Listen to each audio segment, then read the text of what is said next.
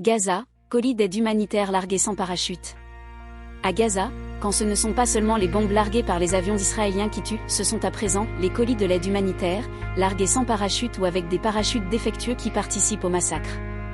Au moins 5 personnes ont été tuées et 10 autres blessées, vendredi 8 mars, par la chute de colis d'aide humanitaire largués par des avions sur la ville de Gaza. On parle de plusieurs colis envoyés sans parachute. Curieux, non?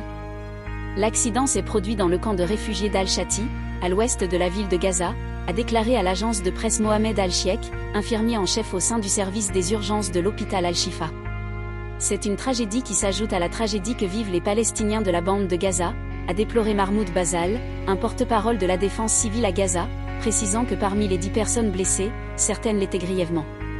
Depuis plusieurs jours, les États-Unis et d'autres pays, comme la Jordanie, la France et les Émirats arabes, effectuent des largages d'aide alimentaire sur la bande de Gaza assiégée par Israël, en proie à une crise humanitaire majeure et menacée de famine, selon l'ONU. Plusieurs vidéos publiées sur les réseaux sociaux montrent des C-17 largués de l'aide en 3 ensembles. Certains paquets largués tombent clairement sans qu'un parachute ne les freine, atteignant le sol à plus de 250 km/h. Des missiles sans charge explosive détruisant des habitations.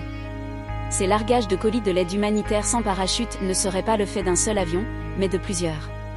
Un parachute qui ne s'ouvre pas est une chose. Ça peut être un accident, mais plusieurs parachutes déficients posent problème et soulèvent forcément des questions. Les Américains, les Jordaniens, les Émirats arabes unis et les Français se rejettent la responsabilité sur ces incidents. Mais comment des États soutenant directement ou indirectement les massacres de populations civiles à Gaza, tels que les États-Unis, les Émirats, la Jordanie ou la France puissent venir en aide aux Gazaouis? Le plus simple ne serait-il pas de sanctionner Israël et de le pousser à arrêter ces massacres? Ils ont sanctionné la Russie. Qu'est-ce qui les empêche de le faire avec l'État israélien? Mais soyez rassurés, les choses n'arrivent jamais par hasard. Après ces accidents, ce samedi, le président américain a proposé d'ouvrir une voie maritime pour aider la population de Gaza, et éviter ainsi les dangers de l'envoi de l'aide humanitaire par voie aérienne.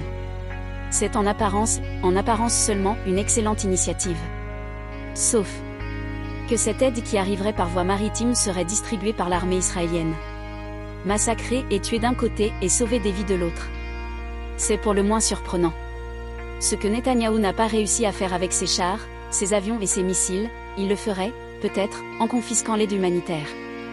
À quoi jouent ces criminels qui ne se rendent même plus compte de leurs contradictions?